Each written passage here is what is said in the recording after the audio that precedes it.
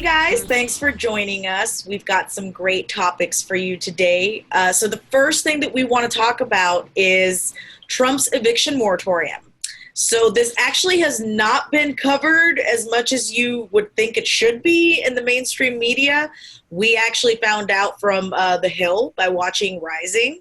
And it turns out that Trump has passed an eviction moratorium. So the way that it works is if you make less than $100,000 a year, you will qualify for this. You do have to fill out an application essentially attesting that you do need the help, that you do make less than 100,000, and that COVID has impacted your finances. The good thing about this moratorium that he has passed is that it is far more comprehensive than the HEROES Act, which the Democrats passed. And the reason for that is that, number one, this extends to everyone. So the HEROES Act only extended to government-subsidized housing that was being rented out. This covers everyone who's a renter, and it lasts through the end of 2020. It does have some problems as well. The debt that you're accumulating for that rent, it does not go away. So today we want to talk a little bit about that, what impact this is going to have, not only on Americans across the nation, but also here specifically in LA where people are struggling. So, of course, we've got Chris here with us, the co-host. Chris, welcome. Hello. Let's talk about this. Yes, it's a good thing. Still concerns because you're still going to owe the money at the end. What's your take on this? Yeah, absolutely. My take on it is that everybody else in Congress right now is completely weak, and especially Democrats being bought out by the same major corporations that Republicans are, and that this shouldn't even have come down to Trump is the way that I see this. And so since right now both Democrats and Republicans are essentially the same party, they all made it to where Trump can make this declaration saying, I want, and this is a quote from him, he says, I want to make it unmistakably clear that I'm protecting people from evictions. So I don't want to, so, you know, my part right here is I'm in agreement with what you're saying, that this is of course a good thing. It needs to be done because these people that are out of work, that the only reason why they're not paying for their rent is because they're not able to go to work. They've either been furloughed or laid off because we're in a pandemic. So it's ridiculous that this should even be something that we're giving him credit for. But it really is a giveaway to him for his, reelection campaign. It shouldn't necessarily work. That's coming from that. That's me coming from that particular angle.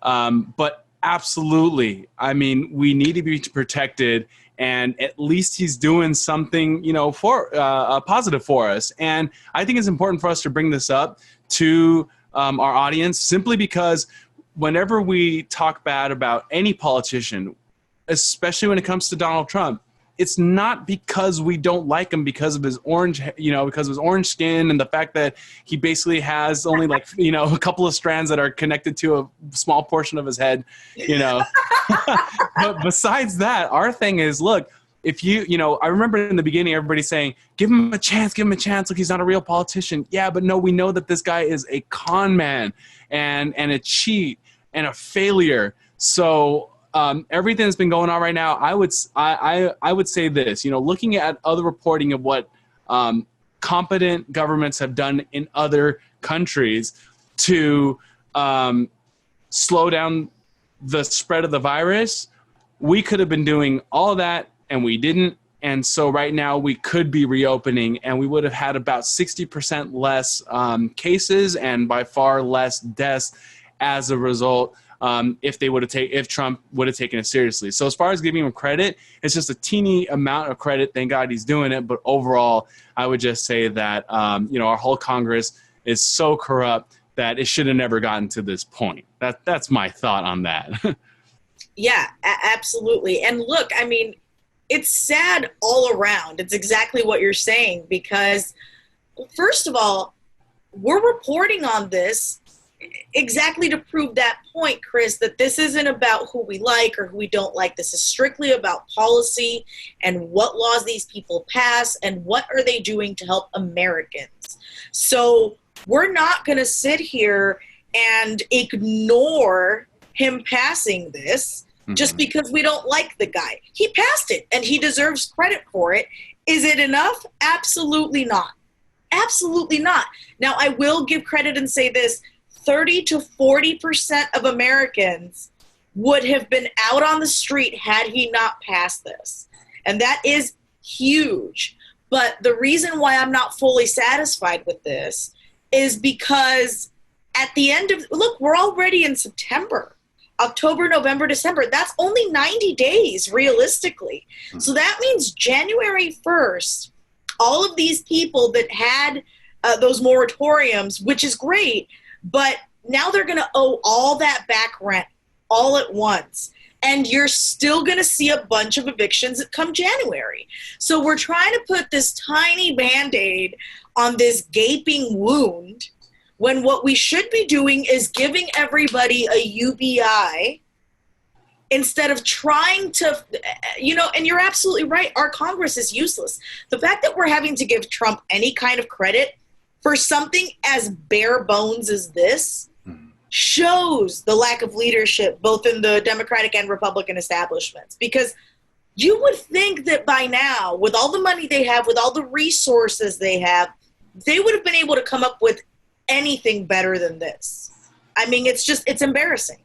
Yeah, it is. And I really think that, when you see where their priorities were in the CARES Act, yes. The priority had to do with money. So, okay, I give them that.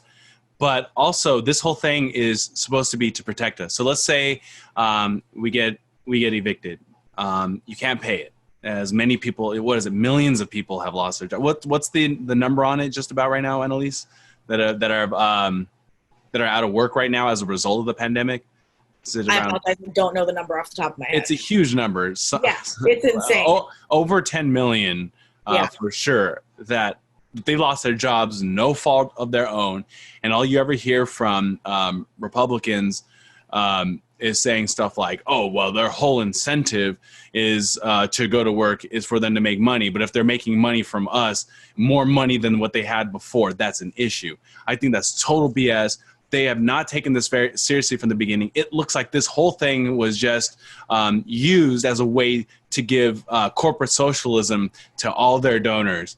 I always start with Boeing because I remember that being the most incredible and just like obvious display of BS, when the fact that they killed hundreds of people with their 747 Maxes. They knew what was going on. They didn't care because they were making tons of money off of it. And then their stock started to plummet. And then look at here, what happens right when the pandemic comes, they were able to get 60 billion. What does that have to do with free market, at all? Yeah. So then we start asking for our socialism.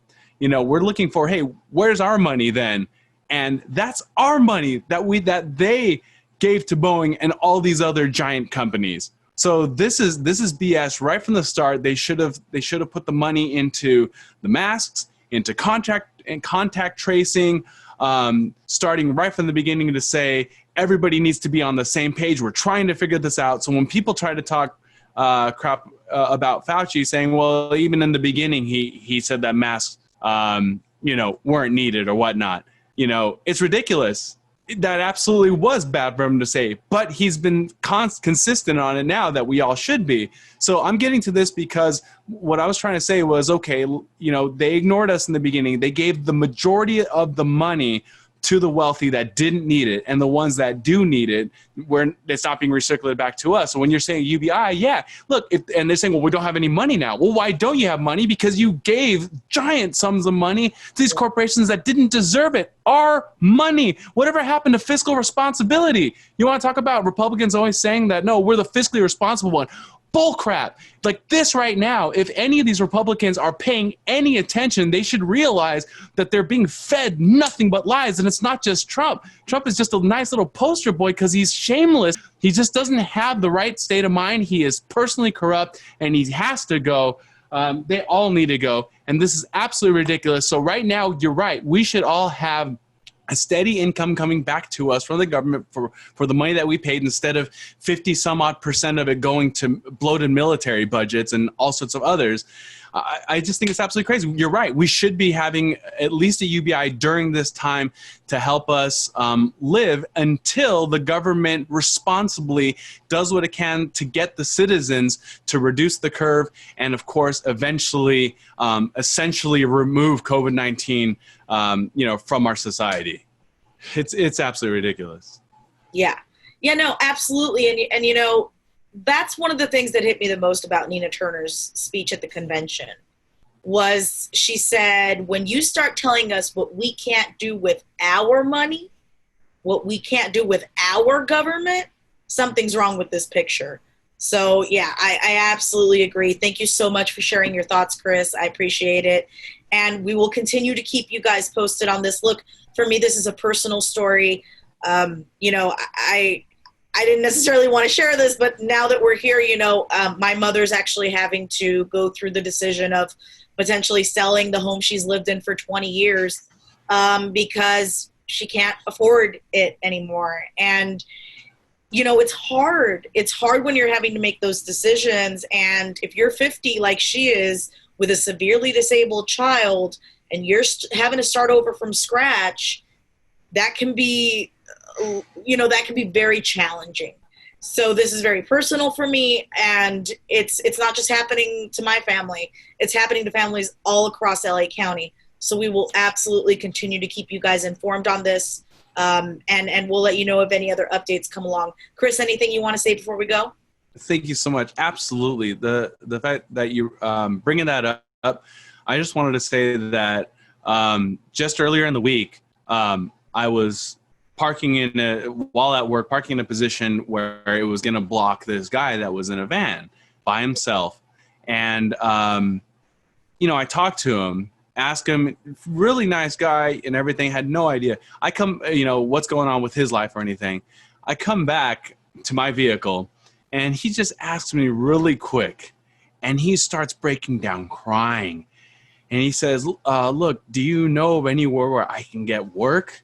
And I see him just coming apart, and he's talking about, the bills and the kids and all this other stuff, and that he doesn't have money right now. And as he's like asking me, I could see that he's not the type to beg. It made me think of just myself. What would I do in a situation like that, where at virtually no fault of my own, I'm in a position where I don't have an income source, but I have bills. And I wouldn't want to be the type to beg to burden other people. And I could see that, but he couldn't help it. And of course, we all need to ask for help. And I mean, I'm seeing a grown man about 45 years old just crying to me and saying, it's okay. As I was trying to tell him that, hey, look, just stay strong. Really stay strong. Don't take it personal. It's not you. It's the system. Our politicians don't care about you. But yes, just stay strong. And that's the only message I could say. And honestly, after I was done talking to him, that was when I realized that's what we're doing this for. We're doing this because we're doing this channel, like Your Revolution Los Angeles, because there should be no reason why a grown person in their 40s should be, just breaking. I can't even think of the words really. He shouldn't be in that position where he's just so vulnerable, because the state has absolutely failed him and failed millions of others. And this guy can't even pay his bills. Yeah. When he looks like a perfectly, nice person, able-bodied individual, and so on and so forth. Man, that broke my heart. I was so upset. And even right now, just still so upset that our leaders don't care about the average person. They don't see that. All they see is like their rich, wealthy friends. And they're like, are you good? Yeah, I'm good. You're good. Who cares about anybody else? Realize that this guy is probably on the verge of suicide. That's crazy. That made me so incredibly frustrated and sad and mad. And guys, we need to remember that this is a representative democracy, meaning that they're supposed to represent us, meaning that we need to stay on top of it. We need to call our representatives. We need to make sure that we elect the right people. So yeah, it should have never gotten to this point. And the people need help. We need help. Yeah, absolutely. Absolutely. Thank you, Chris. We'll continue to update you guys on this situation. The government may not look at us as human, but we certainly do. We know that you're human. We know that you're just like us and you're out there struggling. So we'll make sure to keep you guys updated on this. We know a lot of people are depending on this. Hi, everyone. Thanks for stopping by and spending time with us today. We hope you enjoyed the video. Don't forget to hit the like and subscribe buttons and support us on Patreon so we can keep bringing you some amazing content. You can also follow us on social media. Links are all below. We'll see you guys next time. And remember, this is your revolution.